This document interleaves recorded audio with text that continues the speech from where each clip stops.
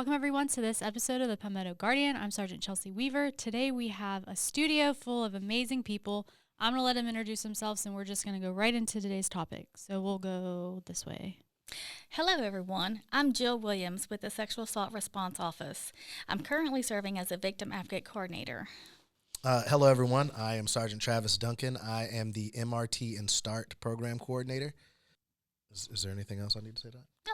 No? Okay, all right, great. So, My name's Kelsey Florence. I'm the risk reduction coordinator for the state of South Carolina. Awesome. Well, thank you all so much for being here today out of your busy schedule, but we do have a lot of very important things that we want to talk about and push out before the holiday season. So all of you are a part of the R3SP section. yes. Okay, correct. Can you tell me what that stands for? So R3SP stands for risk reduction, resiliency, and suicide prevention. So that encompasses all of the very pertinent offices like SHARP or SAPR office, risk reduction, which Kelsey and her contract team takes care of all of that stuff. They do the DOTSers and SAP case management. SAP case management, all that stuff. And then resiliency, so MRT and suicide prevention. Awesome. All right, so this year the TAG wanted to emphasize the holiday season and ways for service members to be resilient and be proactive, stay out of trouble, do the right thing, all that kind of stuff. So we have a couple different topics that we kind of want to talk about. So specifically, let's go ahead and just start with responsible drinking during the holidays. So what are some tips? What are some things that people can do to be responsible with drinking? So it's important to know your limits and to set your limits before going out.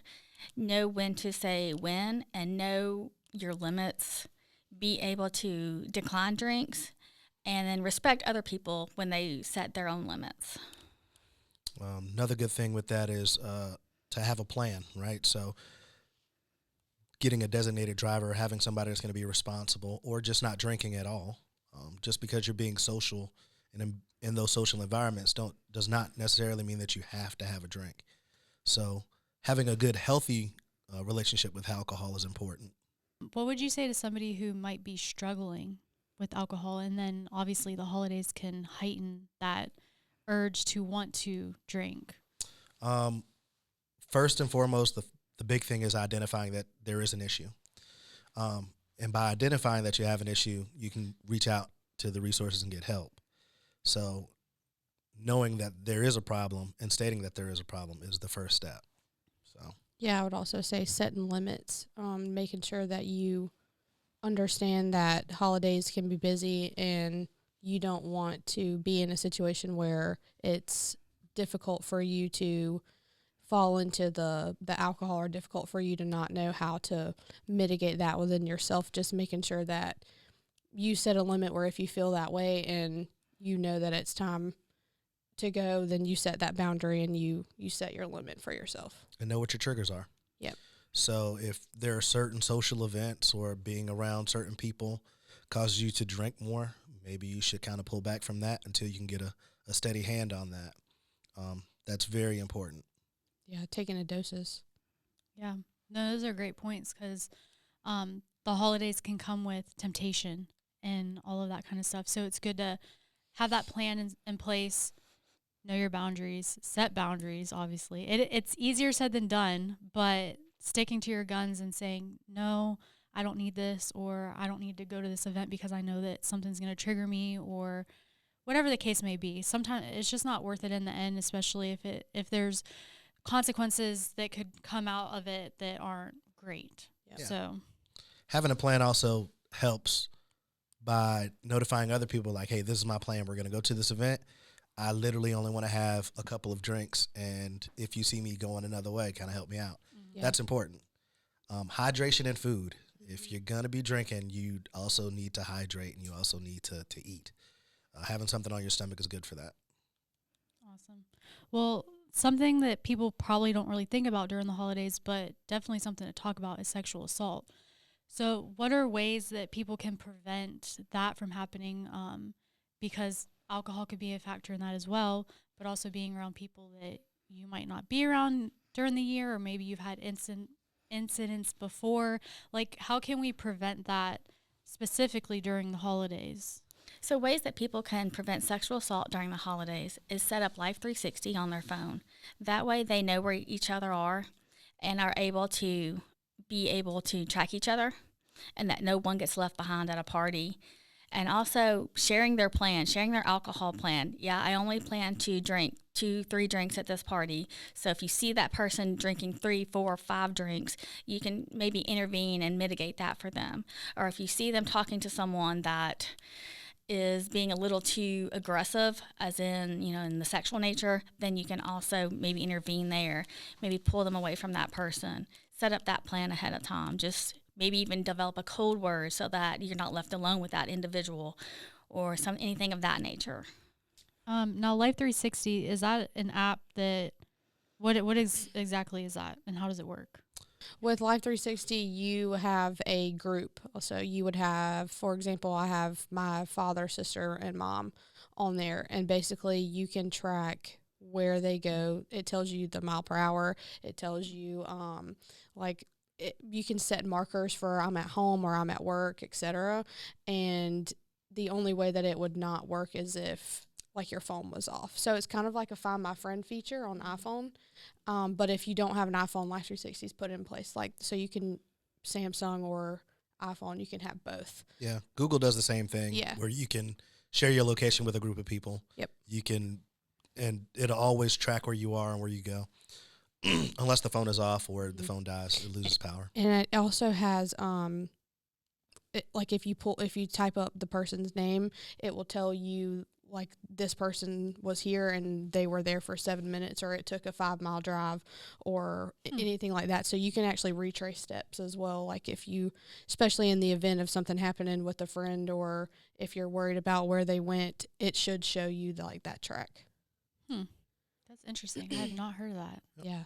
That's definitely good, though, because in today's world, everybody has a smartphone. Mm-hmm. So what's the best way to know what's going on with somebody versus calling or texting? You can just go and look and say, hey, they're good, they're at home, or we know they're going somewhere, let's check and see. Yep. Oh my gosh, my mom wished that she had that whenever I was a teenager. I literally, my first apartment was 5 minutes from the house, and I would leave the house and she'd be like, text me when you get home. And I'll get home and I would forget, and she would hear sirens and go crazy. And I'm like, Mom, I live 5 minutes down the street. Come on. Yeah, and it's such a good way for you if you are forgetful, and obviously if you did a night of drinking, or it's easy for you to, for somebody just to pull it up and say, okay, well, at least I know they made it home safe, or at least I know they're at their home. Yeah. Or if they're familiar with another person's area, like a best friend or a boyfriend, et cetera, husband, they know that they're safe. And so that kind of prevents, people questioning or wondering where you're at for safety reason. Yeah. That's awesome. All right. Well, that's definitely good to know. Something I learned today. But speaking of the sexual, I want to ask one more question before we move on, but with sexual assault, and Jill, you said something earlier that made me think of it, is how can we get people to intervene, to build that courage to, when they see something, to say something? Because I feel like, and it might be different now, but growing up, I feel like a lot of people kind of just kept to themselves. And even if they saw something, they didn't want to be a part of it. So they would kind of just walk away or turn their head and not didn't want to be involved. But nowadays there's so much that's going on, and it's important for people to be safe. So how can we encourage people to step up and be that person that when they do see something, that they intervene in some way? So intervention is very hard. It takes a very courageous person to intervene. And being able to stand up for someone else is very difficult at times, I would say, because sometimes you don't want to get involved. But it's very pertinent when there's sexual assault involved. Because if somebody had intervened prior to, we wouldn't be in the result that we're in. And it's encouraging people to intervene is basically like, if you see something, say something. If the person looks uncomfortable, then it's probably a very good idea to intervene. Body language says so much more than words could ever say. So if you're watching their body language and they're steadily moving back from the individual, or they're steadily trying to make excuses to get away from the person, then that would be one of the signs that you would take to try to say, hey, why don't you come join our friend group? Or, hey, you set up that code word with your friends if you're familiar with them, and set up that code word so you know to intervene. Duncan, do you have anything you want to add? Yeah, actually I do. There is strength in knowledge, right? So knowing the people that you're with, the social areas that you're going to be in or the events that you're going to, and understanding their mannerisms, right? So when you know those things, you can pick up when things are a little off. You got to trust your instincts when it comes to that stuff. And sometimes you're going to be wrong, but it's okay to be wrong because now you're safe, right? You're keeping yourself safe. You're keeping other people safe, the people that you care about, even people that you may not even know. You understanding what those mannerisms look like, what environments predators tend to find themselves in, or their hunting grounds where they like to be. It makes a huge difference. All right, having that knowledge base cuts a lot of that stuff down. Understanding what exactly consent is and what it looks like. Everything is a no until it's a definitive yes, right? Yeah. So having that goes a long way.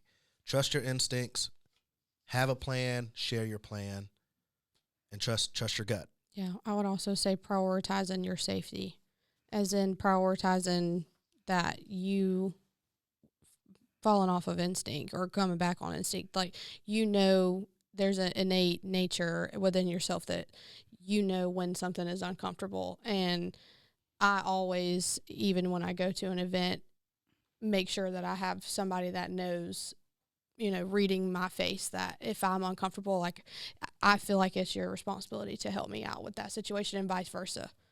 So yeah, I agree. Awesome. Great information.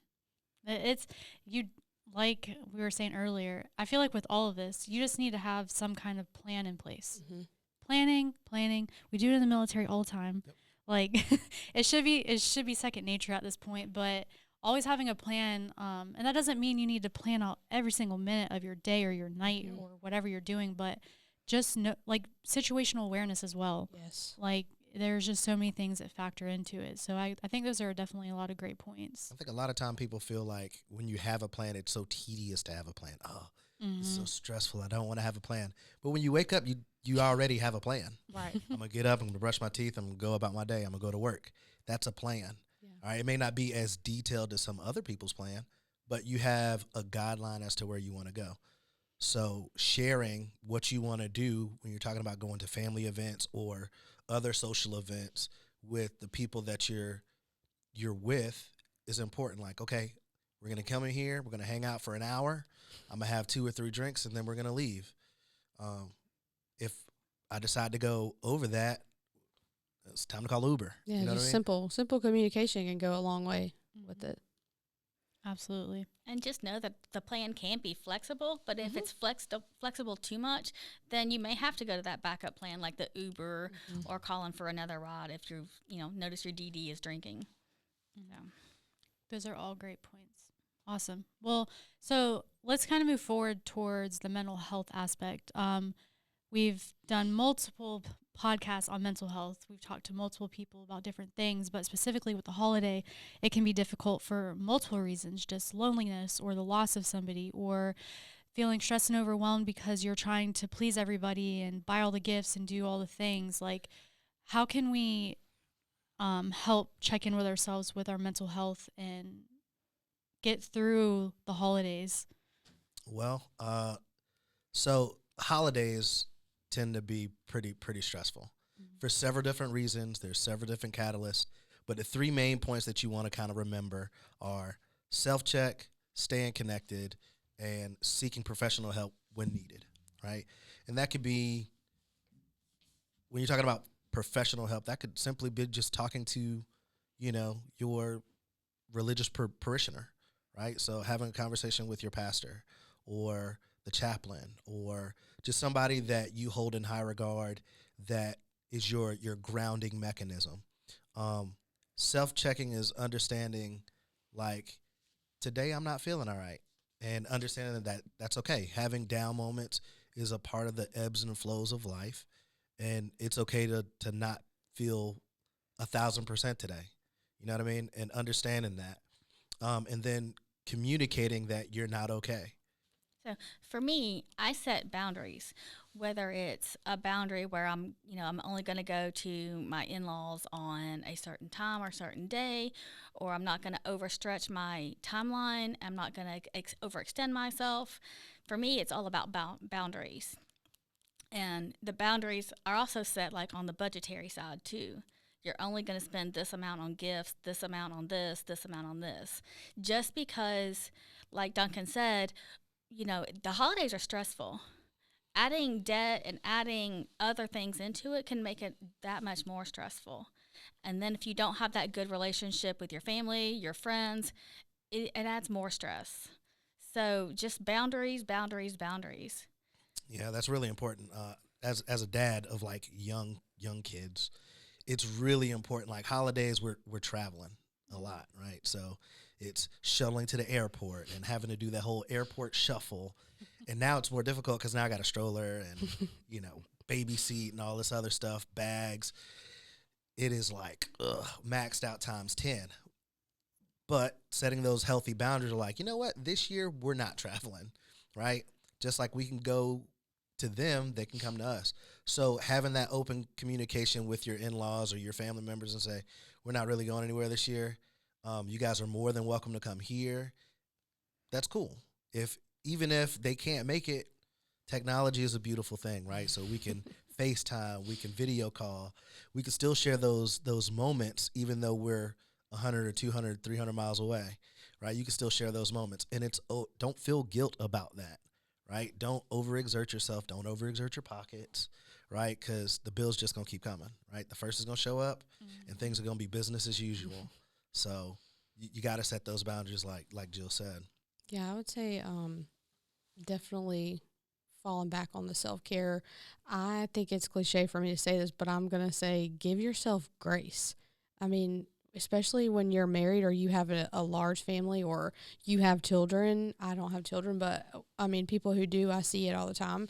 It is extremely stressful to try to pinpoint and plan and make it. And I think obviously communicating, but giving yourself grace to realize like you still have a job at the end of the day, things are still the same, but holidays are just busy. And so I think that sounds cliche, but giving yourself grace to allow you to do what you can and accept what you can't do, I think is a really good way to mitigate too. Oh yeah. 100%. Yeah, absolutely. That's a great point because, like I said earlier, it's easier said than done. But if you hear it over and over again and from multiple people and then maybe it'll stick and be like, you know what? They're right. Like, I can't do everything, or I can't buy all the gifts or whatever. Or let's do new traditions so that everybody doesn't have to be stressed. We were talking with the chaplains in another episode. So if you haven't listened to that, go listen to it. But we were talking about, how my family growing up, we used to go to the cabins and we would spend Christmas and we would have a Christmas party and all this. And then as you get older, the family grows and everybody has kids and people move away and all that. And it's hard to continue to do that, but finding different ways to still be able to spend time during the holidays.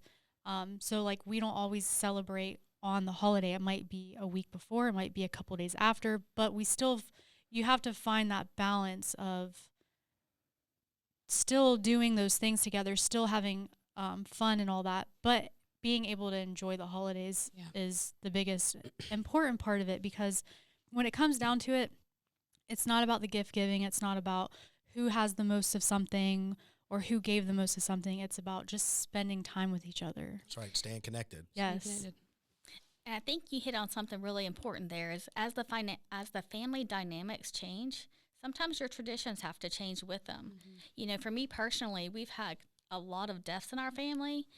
And so some of the traditions that we've had to modify and adjust things. And it has been difficult, but we've overcome some of the triggers, some of the trauma, just because we've adjusted to adding new traditions.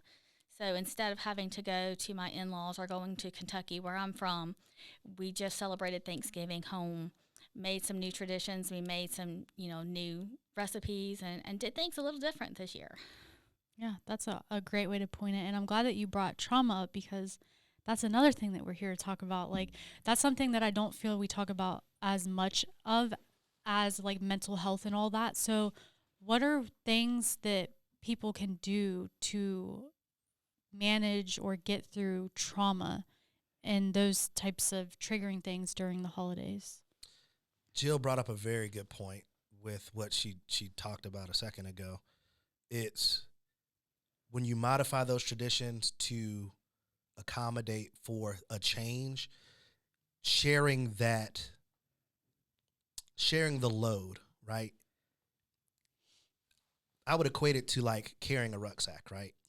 If you don't properly package all that stuff up, it's going to sink all the way to the bottom. It's going to drag you down, right? But if you distribute the weight throughout, it makes it a lot easier to carry, right? Trauma and emotions are very much the same way, right? So when you have these, identifying those triggers, that's a way to distribute the weight, right?